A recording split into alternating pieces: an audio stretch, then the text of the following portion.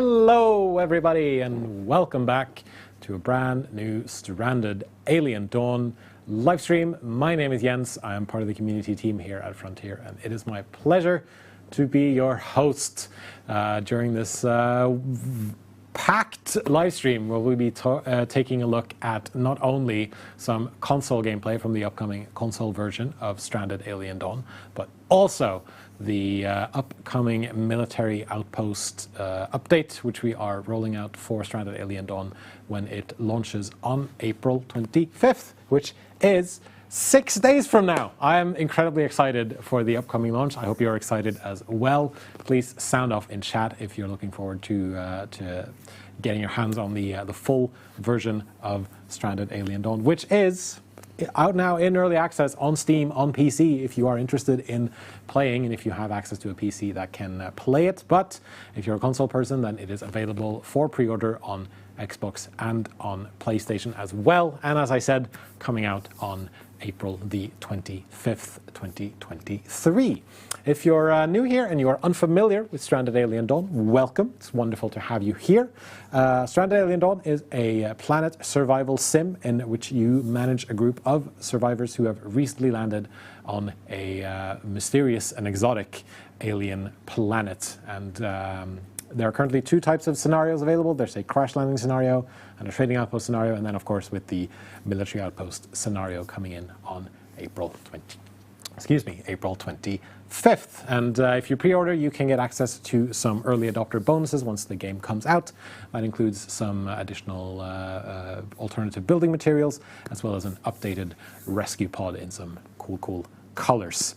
So yeah, like I said earlier, today we're going to be taking a look at some console gameplay. Specifically, we are going to be taking a look at the PlayStation 5 version of Stranded Alien Dawn. So you'll get to have a look and see what the game looks like on console. You'll get to see what the game controls like on console as well. And then later on in the live stream, we're going to be taking a look at the new military outpost scenario from the military outpost update and all of the fun things that includes. Before we go any further, let's have a bit of a look over in the chat and see who we've got joining us today. We've got Sillyway, of course, joining us once again. Welcome back, Sillyway. Espionage is here. Welcome back to you as well. Colonel Gohard is here. We've got Ams saying hello. Let's see what else we've got. Osric42, of course, from the mod team. Zeno Style is here as well. Josephus Vargas. We've got Cristiano saying hello. Will we test it on PS5? Yes, that's what we're doing. We're playing on PS5. Real Amanda, hello. Welcome. Kaylin as well. Welcome to the live stream. Mad Seeker, hi all. Welcome to the stream. It is great to have you here. And hold on, let me just have a quick look at my notes here and see where we're at. So yeah, I am lucky in that I don't have to do all of this stuff alone. I'm joined by two amazing people from Heaven Want Games. Everyone say hello to Visser and Kali once again. Hi guys, how's it going? Hey everyone, it's great. How are you? I'm feeling very good. I'm very excited about Stranded coming to consoles, very excited about the military update. How are you feeling now that it's 6 days left until the launch, the big day? Well, we are also super excited, especially excited to see you play on consoles. Yeah. But at this time, I mean, we're happy if we can get some sleep, and it's really great that we've reached this point, and we can't wait to get more out of the game and more out to the players. Yeah, absolutely. So for people who might not know who you are, why don't you quickly introduce yourself and what you do on Stranded Alien Dawn? I'm assistant producer and I help with all sorts of tasks and make some really cool t-shirts for the team. And I'm the CEO of Heavy Mount Games, and for Stranded, I'm filling the role of producer, and we're the guys that have to make sure that the game will release on time. You're the ones making all the tough decisions, making sure that the team stays up on their tasks, all of that stuff, I'm assuming. Well, we do everything we can to meet the tight deadlines that we're facing, and I'm happy to say that it's been wonderful experience, an amazing ride, and I would definitely do that again with my teammates. Oh, that's great to hear. That's what we want to hear. There's someone in chat saying that they really like your T-shirt, Kali. So mission accomplished on making cool T-shirts for the team. Absolutely. I think let's just jump right into some questions. So Stranded Alien Dawn is now coming to consoles and has been out on PC in early access on Steam for a while. So what would you say, what separates Stranded Alien Dawn on console and PC? I mean, I've played it a bit myself, so I kind of know the answer already, but I'm going to hand it over to you guys for the answer. Well, first of all, we've put a lot of efforts to translate the controls of the game on consoles, and then we've also put a hell of efforts, kudos to our engine and console team to make sure that the game runs as smoothly as possible on last-gen consoles as well. And ultimately, for Stranded Alien Dawn and for all of our games, what we aim to do is to have feature parity between PC and consoles. So you will be playing effectively the very same game on the console that you can enjoy on PC. It's just a matter of player's choice what device they want to use at their home. That sounds excellent. I mean, that's what we want. You know, it's just we want the same thing on console as we have on PC. So, what's the process been for developing for consoles? Because on PC, on PC obviously there's a lot of differences in how people set their PCs up and the different hardware and everything. Consoles are generally the same. Like one PlayStation 5 is the same as another PlayStation 5. What's the process been for of developing for consoles? We're using, at Hemimont Games, we're using our own proprietary technology and our own proprietary engine, and we're really proud of the fact that we are not porting our games to consoles, but instead we're running the very same game code on consoles. Of course, there are optimizations that need to be in, so ultimately there would be some technical differences between the versions, but in terms of gameplay features or content, you are getting the same game. With that said, obviously the hardest part was to get the game run as best as it could on last generation consoles, which at this point are getting a bit tight or challenging for developing. Stranded Alien Dawn is the type of game where we do not impose hard limits on the player. You can build as much as you want to, and obviously this has created some challenges to some older spec hardware, but we had amazing engineers and a very dedicated team and a really robust technology to back it all up, so we're really proud to present Stranded on consoles.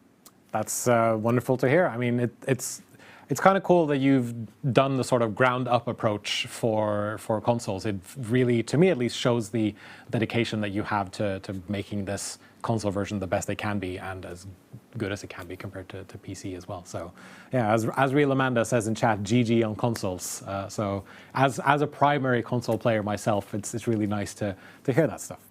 So I think we can jump into the game itself and see what it looks like over on the console side of things. And we've also got a wonderful overhead camera where people can have a bit of a look and see what I'm doing with my hands as I'm controlling the game as well. Just so we'll have some stuff. We'll cut to that camera now and again as well, so people can see what's going on. So I mean, you answered this a little bit earlier as well. But what can people expect from the console version?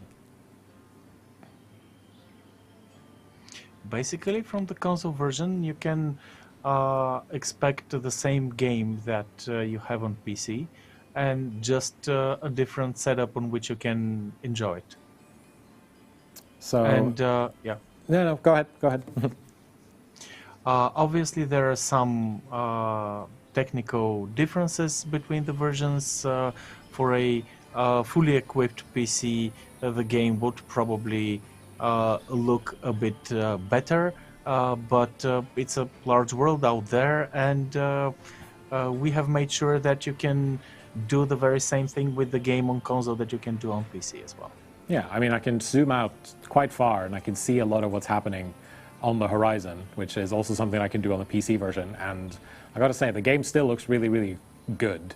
And I just like moving the camera around and seeing what I can see in the horizon, seeing what I can see around us. And this is probably my favorite bit of starting any sort of new save in this game as well, just being able to see what's around me, see some of the beautiful vistas that the team has created as well. So got to say, really, really, really well done on this stuff. Oh yeah, there's a story coming up. As you can tell, we're very early in the crash landing scenario, and I think maybe sort of like one of the sort of key differences, obviously, is the way the game controls, because I'm using a controller, a PlayStation 5 DualSense, to control the gameplay that's happening in front of me. And yeah, the cursor I'm obviously moving around with the stick. The camera's moved around with the right stick. I'm zooming in and out using the right stick as well. And then if I want to tilt the camera, I have the right R2 button, and then I can just tilt the camera with the right stick as well, which is, I think, very fluid, very intuitive, very easy to pick up as well. But you've included this essentially breakdown of the game's controller mapping here, and it seems like a lot to take in, but once I looked at it after a while, I realized a lot of this is shortcuts and things like that. What made you decide to go this route for the controls? Every time when we design the gamepad UI for our games, we're facing a challenge. Since we focus on making system-driven games with complex gameplay and a lot of gameplay mechanics, there are a couple of issues that's popping up. First, we need to present the player with a lot of information. And then we usually have a pretty complex menu structure that the player needs to get familiar with in order to be able to control the game in all its aspects and access different interactive elements. This is specifically challenging on consoles, but happy to say we do have a certain philosophy behind translation of the mouse and keyboard controls to consoles. By the way, you do have access to the very same gamepad UI on the PC version, but of course from consoles there are some modifications such as scaling to make sure that you can enjoy the game on a larger TV from further afar, etc. Which also proves some challenges as with the amount of text that we can show. And I can continue like that and talk really deeper and deeper, but I do prefer to I actually remember a story, and I do prefer to tell that one instead. Yeah, go ahead. So when we first implemented the early versions of the gamepad UI, we turned out that we figured out that the selection wasn't precise enough, because there really is a lot of things on the screen, and several things could be just a few pixels apart. So we really had to make the selection deadly precise, absolutely spot on, so that it can be really useful for the gamepad.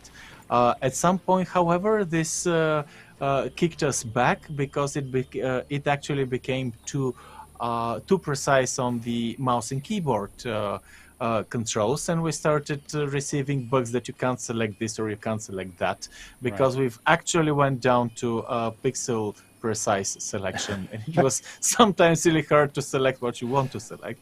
But yeah, what can I say? A day in the life of the game developer. It's a fine balance that we have. I was about to say that is game development in a nutshell. You tweak and tweak and tweak, and you realize, oh no, we've gone too much in one direction. We have to slightly scale it down just a little bit. Yeah, thank you, Siliway, for noticing my shoes. Really appreciate it. And there's some really neat features that I find here. I mean, PC players are probably very much used to the sort of drag and drop method of selecting a lot of things in the game, which I can confirm now is in this version as well. So if you just hold down your selector, which in this case is the X button, and then just drag the stick across the screen, you can then select as much or as few things as you want, which I think is a really neat addition. And one of the other things that I also liked is the ability to select several things at once, because normally you can select like one or two you can select like one tree and then say, oh, cut this down. But I believe it is, oh, wrong button. There we go. If it's R2 and then you hold down the button, it will select everything in a nearby area, which is the same as on PC, double-clicking the mouse button on something. I think that's a very interesting but also very clever way to translate some of those PC shorthands over to a controller, which I think maybe a lot of people don't necessarily think about, but it shows that extra dedication to detail, in my opinion. Which brings me back to your question about the shortcuts on the gamepad. So ultimately, we are aware that there would be some learning curve when players initially start playing the game with a controller, but hopefully the players will enjoy the game, will stay in it longer. They will then at a later stage discover that the shortcuts can save them a lot of effort and allow them to move around more efficiently and achieve and make the game do what they want to do with it more efficiently. So basically this is the reason why we go with the shortcuts. Yeah, also those shortcuts are dedicated to the most used controls. So this is why you have the multiple selection, this is why you have additionally information how to draft survivors and so on. But we have also added more hints, which we will see ahead. So if you just don't want to go back to the main menu or you want to see additional hints, you can my advice is like definitely to first check those and try them out. Right. And playing slow speed. And yeah, then which I am after now. that, yeah. But definitely this is something that will take a bit of time to get used to. But when everything hits, it's very nice, very pleasant to use the controller. I think it's worked really well there, and I've noticed there are some not only sort of shortcuts for some of those mouse and keyboard controls, but also for something like if you select an object, then you have in the lower left-hand corner there is a button it's sort of a quick select. So in this case, this being the landing pod, I can click the square button, and then that will immediately select scavenge, so instead of me needing to sort of thumb over and see and choose scavenge. Same for the trees as well. Like the most common thing to do with the trees in the game is to cut them down. And so if I just click square after selecting a tree, it will automatically select the cut action, which I think is it's a very easy way to cut down on some of the sort of fiddly bits that you sometimes can get in some games. Pun intended, right? Yeah, absolutely. Yeah, cut down. Very good. Very, very good. I also really like that the D-pad is used for sort of quick selecting different places in the screen, and it sort of maps very quickly, in my brain at least, to the different areas. So I know that, up is to choose a survivor, right is to look at the notifications on the side, and I can dismiss them or read them. Down is to see all my menus down here. It feels very fluid and intuitive once I've taken a look at the menu here and realized, down to go to actions. Okay, cool. And then I can just scroll through everything with the shoulder buttons. So I think it's very, very easy and very fluid. Yeah, and also on the bottom left part of the screen there are additional shortcuts. And they will also change when you select an object. It will show you additional controls. Like, for example, you can copy with the triangle. That's cool. I like this. Hold on, I'm gonna... Yeah, so this chooses everything. So if I choose an object, it will copy it. But if I choose a survivor, for example, then I can give them direct orders. I can draft them. So I like that they're it expands to different things depending on what I've selected. So yeah, for the campfire, for example, it's extinguished, but copy is also there and been moved to the correct button. All right. Let's see. For something like the crops, for example, you can very quickly and very easily forbid people to plant on it, or depending on what you choose, it's a lot of different things. So if you're picking this up on console, then definitely play around with the different controls and see how you like it, see how it goes for you. Anything else that you want to mention in terms of things like controls or the development for console? Oh, nothing comes in mind, but definitely when people start playing, we will see like more questions and stuff that we can address. But basically, yeah, what you mentioned is very useful. That if you use the D-pad, it will just direct you to the part of the screen. For example, if you press up, you will see the survivors. If you press down, you will open the build menu. Yeah, definitely. Another thing that I really enjoyed was if I'm ever sort of in, usually I'm like up here in a sort of neutral position, but if my people are sort of spread all over, I can very quickly just hit the left thumbstick and I can click it in and then it will cycle through everyone. And that's the thing that I really enjoyed, because at one point when I was playing on this seed here, I had people sort of everywhere and wasn't really looking at each individual person in one sort of big picture. So I could very easily just be like, oh, I wonder how Hugo's doing. Let me click the button until I find Hugo. I wonder how this person's doing. I really like that stuff. I think that's a cool little feature as well. That's an inevitable functionality that you need as your base becomes larger and larger, and your people become more spread around and doing more tasks, or probably just more numerous. I bet, yeah, because we're only 4 people here, but I know that, I think it is on this seed, I did have one instance where someone just kind of walked in and wanted me to help them out, so it will definitely be helpful as your base has started growing, for sure. All right, let me just take a quick look at my notes here again. I think then that unless there's anything final you want to mention, or if there's anything, let's have a quick look at chat here as well, if there's anything. All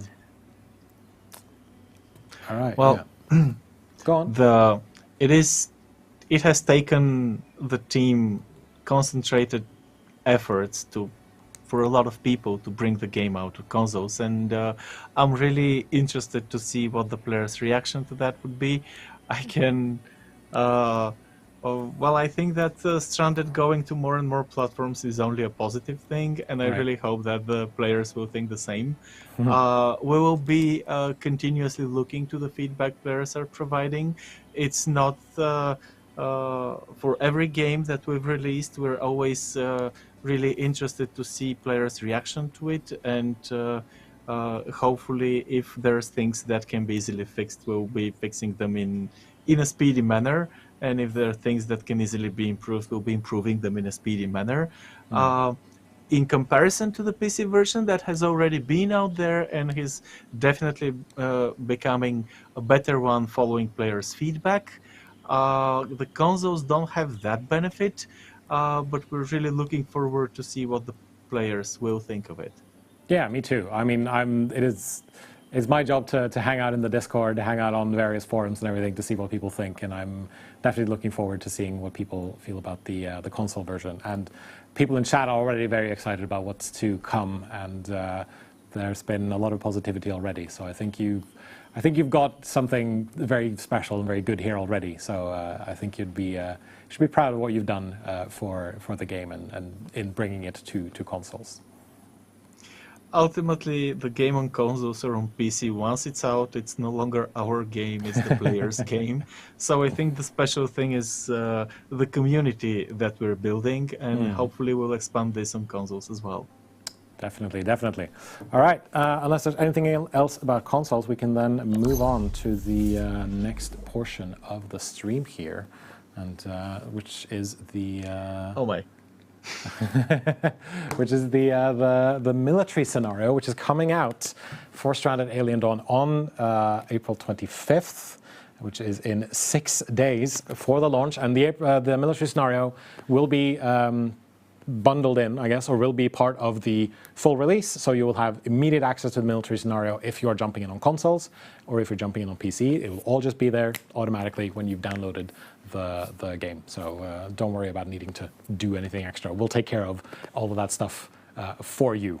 But yeah, the military outpost scenario, or military outpost update, adds a new scenario called the military outpost scenario.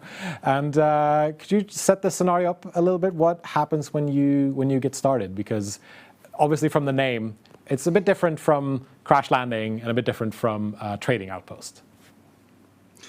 Well, the premise is that you lead a group of scientists, engineers, and soldiers that are sent to this remote corner of your galaxy sector to set up this very complicated communication device that will effectively open up the planet for communication in the sector and bring all kinds of change with it. But obviously, the local fauna is not going to like that a lot. And as a Naturally. result, you arrive there all packed up with gear and armor and hopefully well prepared, but you're about to face some really interesting, hard and tough Mm. challenges.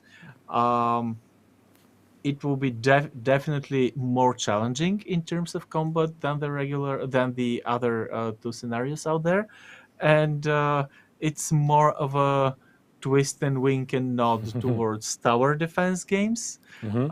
So yeah, let's see how many bugs can you survive. Yes, there's this time. there's going to be several. Yeah, go on, Kali. I was just going to say that this time the characters will be better prepared. Right. Maybe not better enough to handle all those bugs coming your way, but this is very exciting part of the scenario, in my opinion. But let's see. As someone pointed out I like in your chat, optimism. Yeah. someone pointed out in chat, Mister, that was a very cheeky grin on your face when you were Well, when you were trying there is to a reason behind summarize that, it. as usual. So, but let's dive into that, and I'll get back. If you're just joining these streams for the very first time, Bister has a very, let's say, not so optimistic view of people's chances at surviving in Stranded Alien Dawn the first time around they jump in. But I also know some of our players; they are very, very tricky. As Real Amanda points out, are ready to devise some absolutely unhinged trap mazes. So there's definitely going to be seeing a lot more of that, I think.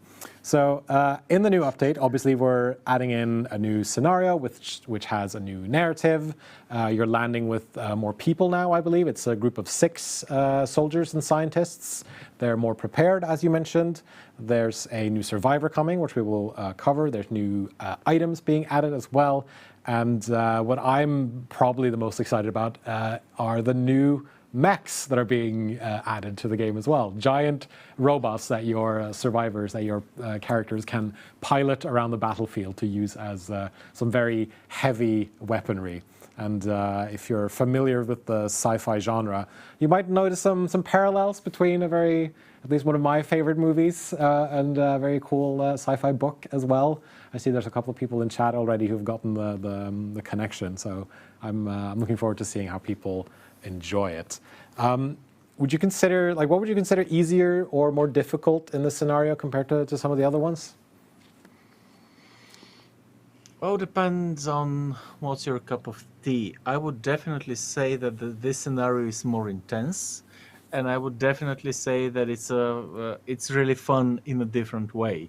It's pushing the game in a way that we've always imagined there is a space to be explored within the game. Whether it's easier or no, well, there is always the peaceful mode, so. Yeah, for sure. Yeah, peaceful mode. I guess there is nothing easier than the peaceful mode. Peaceful mode with military scenario. You're just very packing all the heat, and there's nothing to use it against. Well, basically, for the players that are used to building those huge defenses and bases, this will be very familiar and very natural. But if you are used to farming and just optimizing production chains and so on, it might be a bit more difficult, in my opinion. For sure. What I really like about Stranded is that it offers such a wide range of possibilities of approaching and enjoying the game. So this is personally the addition with the military scenario is one that I always wanted to see in the game, personally. So I think it is tons of fun. It's making the game much more dynamic, and I can imagine how this might not be everybody's cup of tea as well, because we've seen different screenshots and we know that players are playing the game differently, as Kali suggested. But for the people that enjoy a more packed experience, I do believe this is just the right thing. I mean, it's luckily that we have so many different scenarios in the game, so people can pick and choose their experience, whether based on what they want. And so I think this will definitely appeal to some people. And you know, if you're not into the whole military thing, the mechs can still be used in other scenarios. So if you want to be a trading outpost that's packing some mechs, you can just go ahead and do that as well, which I think is a really good, wonderful idea. So obviously I mentioned that the mechs was one of my favorites in this update. Do you have a favorite that you'd like to talk about? For me personally, yes, that's also the mechs and the way they jump around. What about you, Kelly? I really like the new techs and mostly the fabricators. We'll see those in a bit, but basically that you can create other resources like the base resources. Give me a big jumping mech, you know. Yeah, we will definitely see those fabricators. I'm going to pick up this mouse and keyboard here, make sure that everything is working. That's working, and this is turned on as well. Good, wonderful. And I think we can jump into the game and take a look at what this scenario looks like. So we're about 3 years in at this point, and we're just about to build the Ansible relay. Can you talk a bit about what the Ansible relay is? Well, this is the device that we use for communicating with other regions of the galaxy. So yeah, we can see that it requires a lot of resources to be built. And it's basically required for colonization purposes, but this is why our team should like create this and defend it from the other hostile animals, because as you know from the other scenarios, if you build, for example, antennas, they tend to attract attention. And when you start building it, you will see what will happen, and that the survivors will have to. The Ansible relay is in the core of the new scenario. Ultimately, you've landed on the planet for the specific reason of building this. It's not an easy task. It's definitely doable, and obviously once you construct it and you have enough power to put it into operation, then all hell will break loose. It's up in the hands of the players to say when they're ready to try that out. For sure. Oh, poor Simon has a bit of a stomachache and is vomiting right now. That's sorry. We'll give Simon some privacy as we continue building this this Ansible relay here. So, but yeah, like you said, once we've built the Ansible relay, once everything is up and running, that's when more of the. I mean, there's some attacks happening. You can see in the upper right corner here, I've got some aggressive animals on the horizon, but that's when things will really start to kick off, and we'll then have to keep this relay running for as long as possible, or for a certain amount of time, while also defending against all of these creatures coming to attack us. But luckily, we have a lot of new ways to defend ourselves, one of which are the new carbon fortifications, which are being added in with this update. And can you talk a bit about some of the new defensive stuff that we have? The carbon fortifications are an upgrade over the existing concrete ones, but the ones that I like most are the force field barriers. Yes, which I've built. I've built some of these over here. I've prepared some for the stream already. The force field barriers are a different cup of tea. First of all, once they require electricity to operate. Right. Then once they're operable, they can't be broken down. But when animals start attacking them, they will increase their electricity consumption. And the more animals you have, the more electricity this will consume. And if your power network is overloaded, they will shut down for an hour, and it will be interesting to see what happens then. So it might not be the best idea to build. This might not be you should probably not have this as your inner fortification, maybe your outer fortification as your first line of defense kind of thing. Probably not the best idea to be the only line of defense, for yeah, sure. definitely. Or if you're feeling like really brave, you could definitely try that out. Just make sure that you have enough power supply. All power-related buildings are core to the military scenario, and the player should take great and extra care in securing an adequate supply of power, because there is a lot of ways to utilize that power. The whole concept with the military scenario is that you land on this planet much better prepared than with in comparison to the crash landing scenario, for example. And this is instantly visible in the things you can start to build right away. In the specific fabricators, for example, that Kali loves, but also this will scale your needs differently. And with that, we are trying to achieve what we try to achieve with every new addition to the game, and it is to give the players new ways to play the game.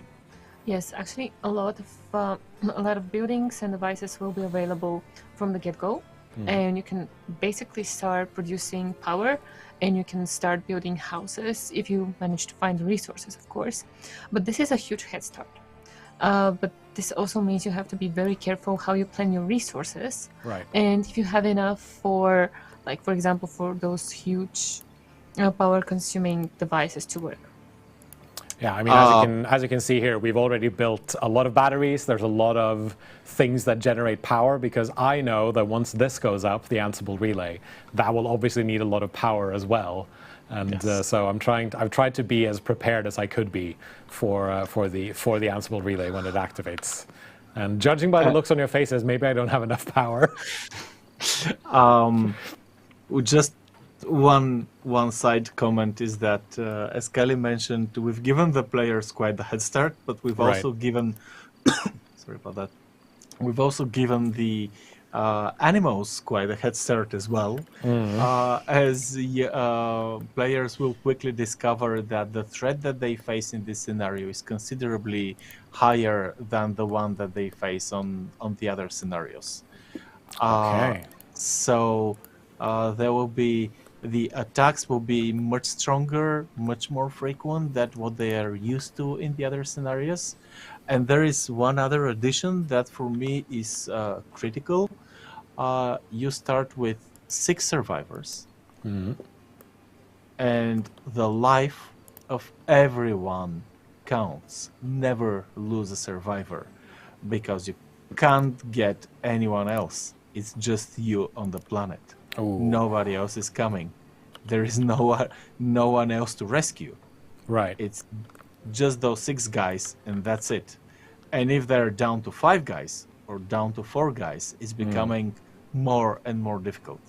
And also you have to choose your crew very wisely, because you will definitely want characters that have higher skills. Yeah, for sure. There's definitely a lot of, like for example, Naras here, he's a very good researcher, but he's also a pacifist, so he won't be able to participate in any sort of combat when that happens. And the fact that there are no reinforcements is going to be a very interesting wrinkle into everything here. Speaking of combat, there's actually excellent timing on these aggressive animals here. Maybe not the best timing in terms of when my survivors need to actually sleep, but that's a whole other thing. I think we can very easily then head on over to these lovely giant robotic mechs that we've got just sitting out here beneath the fence, and we're gonna have some of our survivors mount up here and just try to take out as many of these attacking animals as they possibly can. So Ember Griffin, one of the new survivor in this update, is attached to this large one here. That's the combat mech, and then we've got a smaller mech right here, which is for Rita. Can you talk a bit about the differences between the light and the light mech and the combat mech? Well, first one is jumping. Yes, and the next jump. We'll get to that. Are you sure you want to venture out with the mechs at night? I mean, they've got lights. I'm That's not fine, discouraging right? you. Yeah, that should be fine. Yeah. Oh, here they come. Oh, there we go. Yeah. All right, come on, Rita. Let's go. And Ember is in her mech as well, so I'm just going to have her leap this way. Oh, I love that jump. It's so good. All right, both of you, move and attack, please.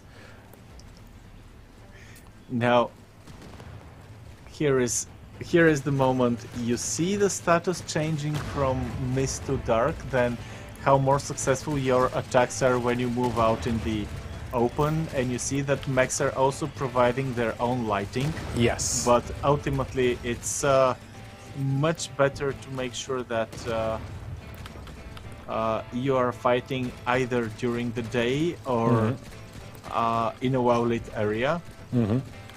Otherwise, for the mechs themselves, there are two flavors, a light one and a heavy one. Obviously, the heavy one is more expensive and also more capable. It features two sets of weapons, while the light one has only a laser. Right. But they're both actually valuable. So even the lighter one should not be considered and wasted lightly. Yeah, I mean, I've had a couple of, while I've been preparing the save here, I've had a couple of run-ins with aggressive animals, and all I had to do was just pick both mechs and just sort of send them at wherever the aggressive animals were spawning, and then they very easily just cut through everything, like a warm knife through butter, which I greatly appreciated. And yeah, they also made short work, thanks to the turrets and everything that we've got here. But yeah, very quickly, very easily, we managed to make short work of these attacking insects. So now we can retreat back into the safety of our base here by jumping back over the wall and then just saying undraft and dismount, and you're good. And yeah, that was that's it. It's actually a very good idea to keep your mechs behind walls, because they do have two stages of being down, and if they're broken for good, you will need to invest a lot of resources to get them up and running again. And if they're just superficially broken, then it will be just metal that you need to get them up to speed. Right. But losing a mech is also something that will really set you back, so you should be careful with those. So as you said, they obviously have a life bar, they have an integrity bar and everything. Do they need to recharge in any way, or can you just very easily jump in and out of them and then start controlling them and they're still good to go? Yeah, you can jump into them and control them. You just have to be very careful not to break them. Yeah, because as you can see, they are very useful in those situations, and also very difficult to make. Like you won't have them right away, so they cost resources. There's some research you have to do, obviously, and then there's also the mech cores you have to build, which are done via the soldering bench. Mech cores in themselves need power cells, they need CPU cores, and then you've got the whole that whole thing. Production chain. Yes, production chain that you need to take care of. So make sure that you have some good crafters on your crew as well, because otherwise things might be a bit tricky, at least to get those mechs there. But luckily, there's a new thing that you can use to hopefully speed up some of that production chain. Can you tell me about the new fabricators?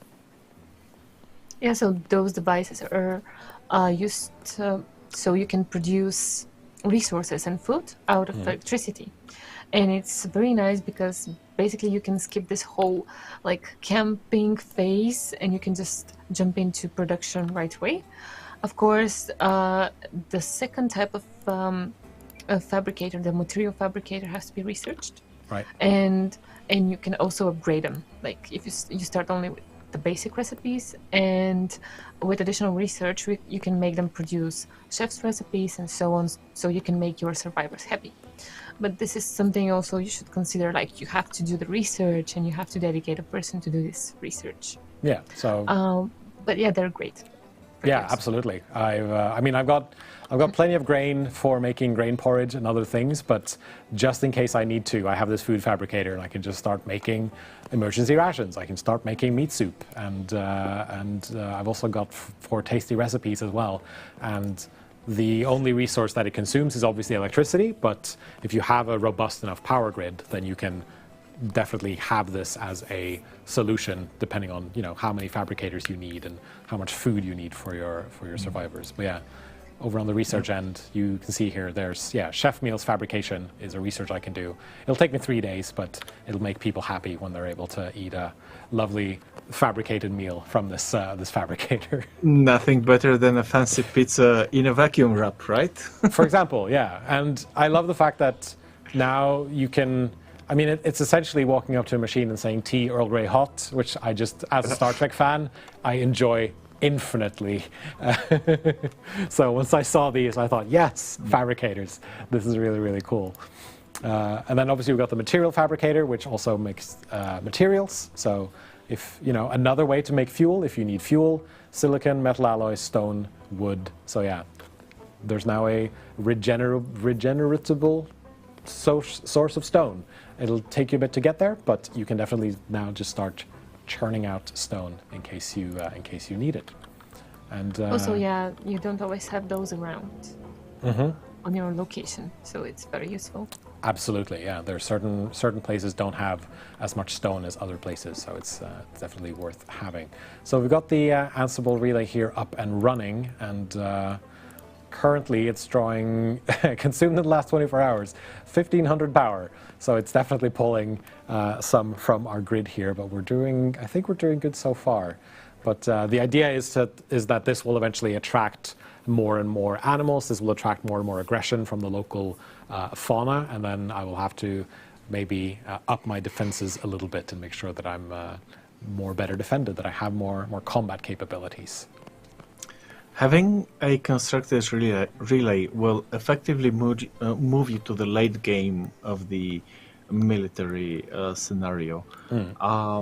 And you will have to keep it up and running for a set number of days, which is no easy feat, given the fact that as you go through, you will face more and more animals that are really pissed at you. Yeah, absolutely. Well, my batteries are looking good, at least. That's great. And my solar panels also looking good. That's very, very good. But yeah, no, as Daniel in chat points out, that the relay's design and effects are really, really beautiful. It's such a cool sci-fi thing, It's just it feels just very crunchy and sci-fi, and that's what I really like about it. Just things spinning, and there's lightning happening, and it's just like, mwah. It's really, really nice. I love it. So we have a new survivor here, Ember Griffin. What can you tell me about Ember? She's a tough one. Okay. And also a great addition to the team, since she's very good trainer. She's raising the combat skills of the other characters, and also she has a tactical commander trait, which increases their hit chance and the critical hit chance, but only in those that are fighting around her. Sure. Radius of 50 meters. Probably the tactical commander trait is the more flashy one.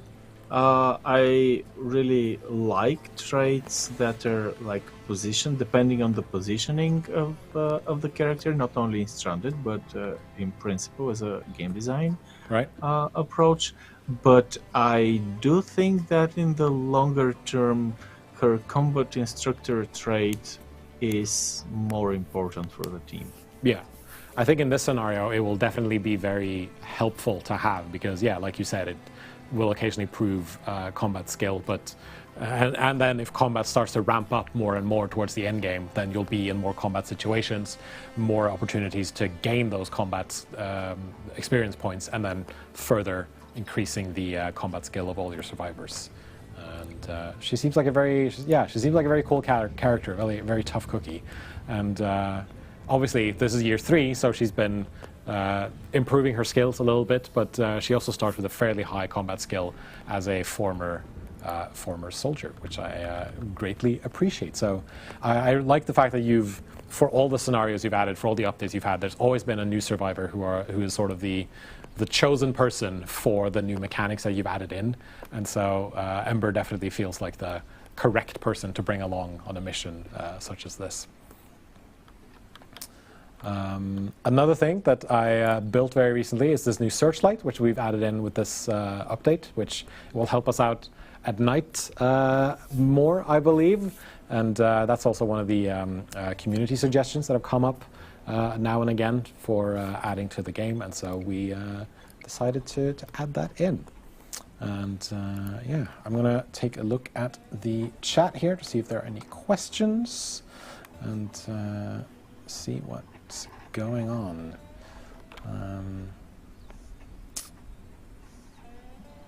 So yeah, There was a tiny comment. I definitely think that it would be way better positioned if it was up on the platform. sure. I just wanted to build it somewhere so I could actually show it off. But that is a good suggestion. So maybe if I can put it up here.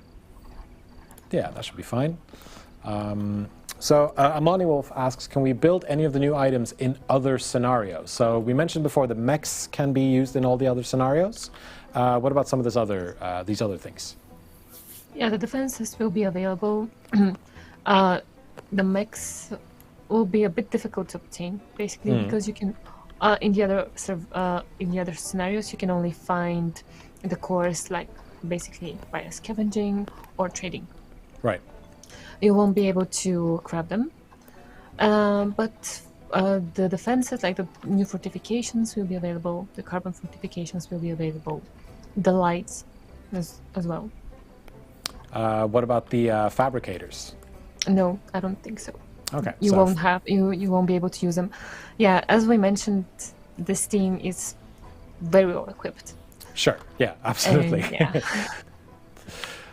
So I actually have a question. So generally, what makes you decide what gets a sort of wide sort of crossover release, and how do you decide what is specific to one scenario? For something like the Ansible relay and the trading pod, it's fairly obvious because they're very sort of scenario specific. But for other things, like what drives those decisions? Ultimately, we believe in the design and gameplay driven choices, both for the player and both for when we craft our games. And for example, fabricators available on other scenarios will potentially decrease their difficulty up to a moment where they become trivial, and we think that this will hurt the enjoyment that the players will get from playing with them. So we are always keen on telling an interesting story or providing the player with the ingredients that will allow him to create their own story. But the game in the games, we really believe that gameplay should come first.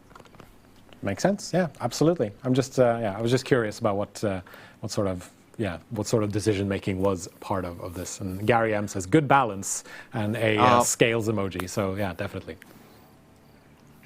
Yeah, we have made different choices, and we've experimented with different elements, both balance-wise, some things being stronger, some things being weaker. And of course, players that have actively played the game throughout early access are familiar with that.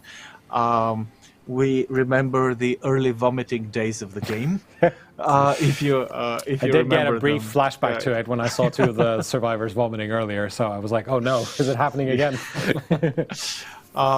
So there is always there is a lot of trial and error, and there is always room for error, unfortunately. But ultimately, when we prioritize, we have a gameplay first mentality. What will be enjoyable from purely gameplay perspective? Yeah. Also, we set like different objectives, so you have to use different tools for each objective.